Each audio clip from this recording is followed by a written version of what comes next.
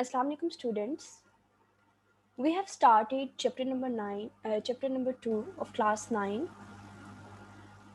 Today we are going to discuss cathode rays and discovery of electron. In 1895, Sir William Crookes performed experiments by passing the electric current through gases in a discharge tube at very low pressure.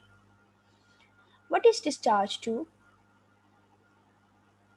Discharge tube जो है वो एक glass से बनी हुई tube होती है जिसमें दो इलेक्ट्रोड्स होते हैं। ये दोनों इलेक्ट्रोड्स जो हैं, एक जो है वो positively charge which is called as anode and the second one is cathode which is negatively charged. Both of these electrodes are connected by the battery, and the air present in this glass tube is sucked out with the help of vacuum pump. इसमें जितनी भी air मौजूद होती है वो इसमें से निकाल दी जाती है और फिर इसमें अपनी मर्जी की गैस जो है फिल करके इसमें से जो है वो इलेक्ट्रिक करंट गुजारा जाता है. वो जो गैस फिल की जाती है that is filled at very very low pressure, और फिर यहाँ से जो है वो electric current round about more than 5000 volts जो है वो इसमें से पास किया जाता है. उससे क्या होता है कि जब इतना ज़्यादा करंट जो है वो पास होता है तो यहाँ पे गैस के डिस्चार्ज ट्यूब के अंदर जो गैस मौजूद होती है उसकी आयनाइजेशन होती है. Ionization means formation of ions. Ions बनते हैं, पॉजिटिव आइंस बनते हैं, कुछ नेगेटिव आइंस बनते हैं. तो वो जो स्टडी की ये किया सर विलियम क्रूक ने डिस्चार्ज ट्यूब एक्सपेरिमेंट जो है वो स्टडी किया. यहाँ पे सर विलियम क्रूक के बारे में थोड़ा सा लिखा गया है कि sir William Crook was a British chemist and physicist. He was a pioneer of vacuum tubes. Vacuum tube को बेसिकली इन्वेंट ही जो है वो विलियम क्रूक ने किया. He worked on spectroscopy. Spectroscopy क्या है? Spectroscopy is the study of absorption and emission of light and other radiations by matter. इनके मैटर जो है अगर इसके ऊपर हम लाइट डालें तो ये कितनी लाइट अब्सॉर्ब करेगा, कितनी लाइट जो है ये एमिट करेगा, इस चीज़ की स्टडी को जो है वो हम स्पेक्ट्रोस्कोपी कहते हैं. अब हम वापस चलते हैं अपने डिस्चार्ज ट्यूब एक्सपेरिमेंट पे. अब डिस्चार्ज ट्यूब एक्सपेरिमेंट जो है इसमें क्या हुआ कि he took a glass tube fitted with 2 metallic electrodes. उसने ग्लास ट्यूब ली जिसके अंदर जो है वो 2 मेटल के इलेक्ट्रोड्स फिट थे which were connected to a high voltage battery. इन दोनों को कनेक्ट किया गया था बैटरी से. The pressure inside the tube was kept 10 raised to power -4 atm. atm is the unit of pressure. Atmospheric pressure का unit है atm. अब यहाँ पे जो है जो गैस मैंने आपको पहले बताया कि वैक्यूम पंप के थ्रू ट्यूब में जितनी भी गैस फिल है वो पहले एयर फिल है वो निकालनी चाहिए और फिर हम खुद से इसमें अपनी मज़े की गैस फिल करेंगे और उसका जो प्रेशर होगा that will be 10 raised to power -4 atm. अब क्या होगा when high voltage current was pass through the gas. जब यहाँ से करंट पास किया जाएगा shiny raise were emitted from the cathode which travel towards the anode. अब जैसे ही करंट पास करते हैं वो कहते हैं कि ये कैथोड है, कैथोड में से शाइनी रेस निकलती हैं और वो एनोड की तरफ जो है वो मूव करना शुरू कर देती हैं. चूंकि ये रेस कैथोड में से निकली थी so that's why they are named as cathode rays as these were originated from the cathode. अब ये रेस क्या थी? अब ये सर विलियम क्रूक ने तो ये एक्सपेरिमेंट कर दिया, ठीक है. सर विलियम क्रूक के बाद आने वाले बहुत सारे साइंटिस्ट ने जो है वो ये जो रेस की नेचर है, इसकी प्रॉपर्टीज़ हैं, इसको जानने के लिए बहुत सारे एक्सपेरिमेंट्स किए. The cathode rays were studied in detail and their properties were determine which are given below. अब ये जो प्रॉपर्टीज़ हैं डिफरेंट लोगों ने जो है वो इसकी डिफरेंट प्रॉपर्टीज़ जो है वो हमें दी. फर्स्ट प्रॉपर्टी क्या है कि these rays travel in straight line perpendicular to the cathode surface. यहाँ पे आप पिक्चर में भी देख सकते हैं कि ये रेस जो है ये कैथोड से ओरिजिनेट हो रही हैं और ये स्ट्रेट लाइन में देखिए ये पिंक कलर की जो एरोज हैं basically these are cathode rays. ये जो है वो स्ट्रेट लाइन में जो है वो मूव करती हैं। अब जो है वो हम इसकी सेकंड प्रॉपर्टी जो है वो हम पढ़ेंगे।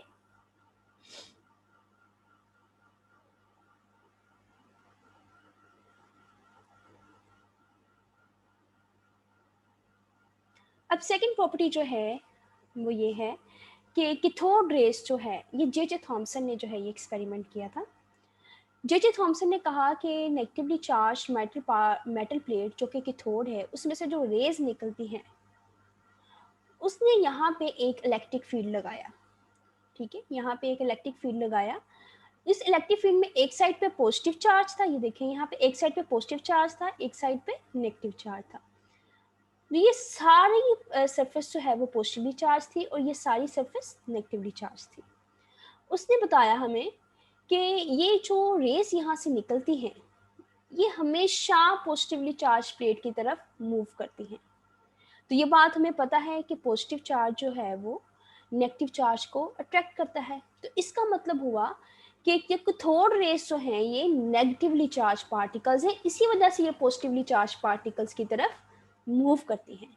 तो जे थॉमसन ने हमें ये बताया कि इनके ऊपर नेगेटिव चार्ज है और इसके साथ साथ इनका मास कितना है और इनकी E/m ratio, electron to mass ratio जो है वो भी जे थॉमसन ने डिस्कवर की।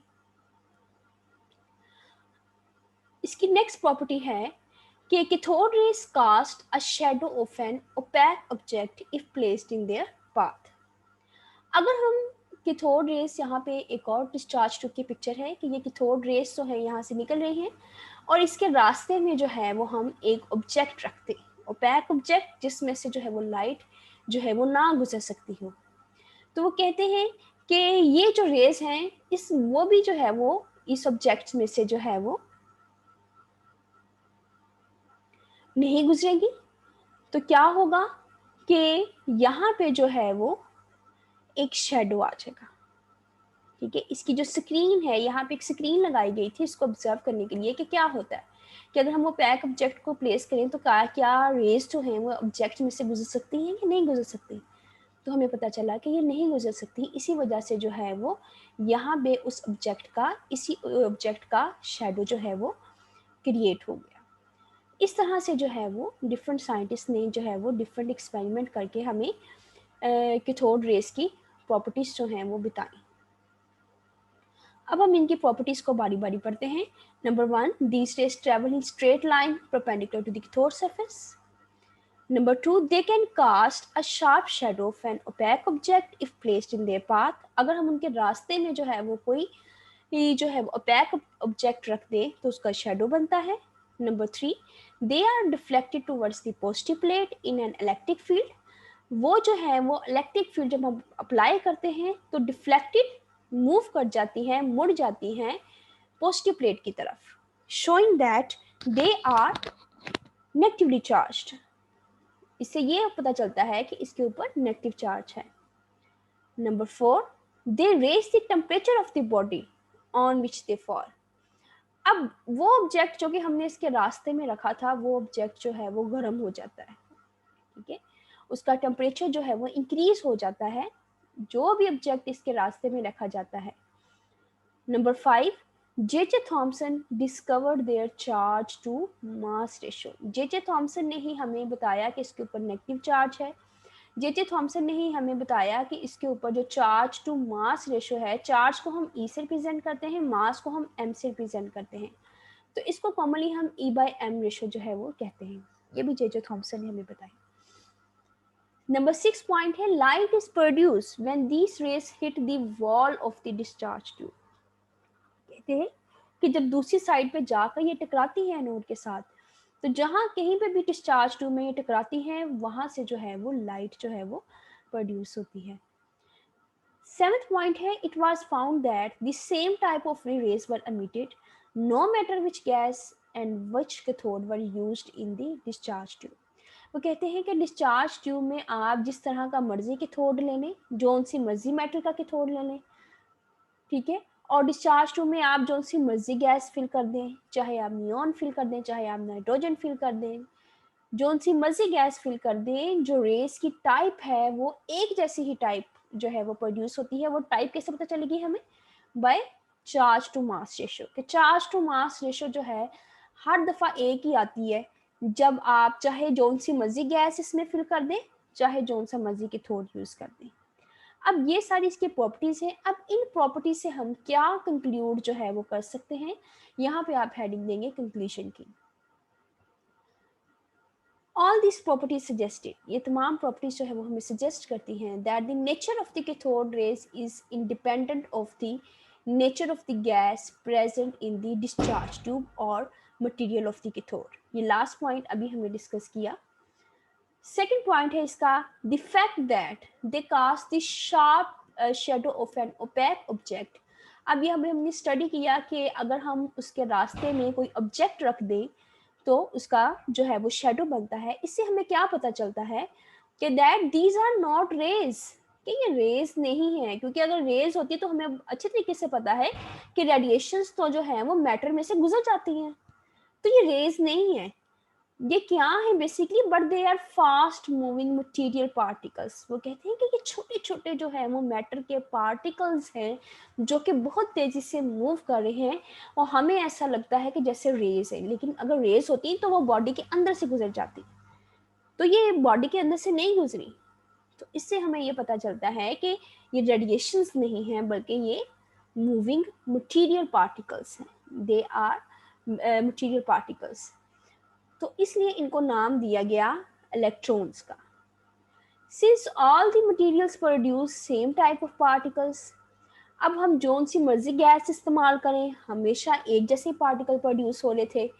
इसका मतलब है it means all the material contains electron. इसका मतलब है कि इलेक्ट्रॉन्स हर मटेरियल में मौजूद हैं, चाहे वो जोन सी मर्जी गैस आप इस्तेमाल कर लें, जोन सा मर्जी मेटल का इलेक्ट्रोड इस्तेमाल कर लें, हमेशा जो है वो एक जैसे इलेक्ट्रॉन जो है वो प्रोड्यूस होते हैं। इसका मतलब है कि इलेक्ट्रॉन सब में मौजूद हैं और सब में एक जैसे हैं। As we know materials are composed of atom. अब हमें पता है कि मटीरियल जो है वो एटम से मिलकर बने हैं। Hence the electrons are the fundamental particles of atoms.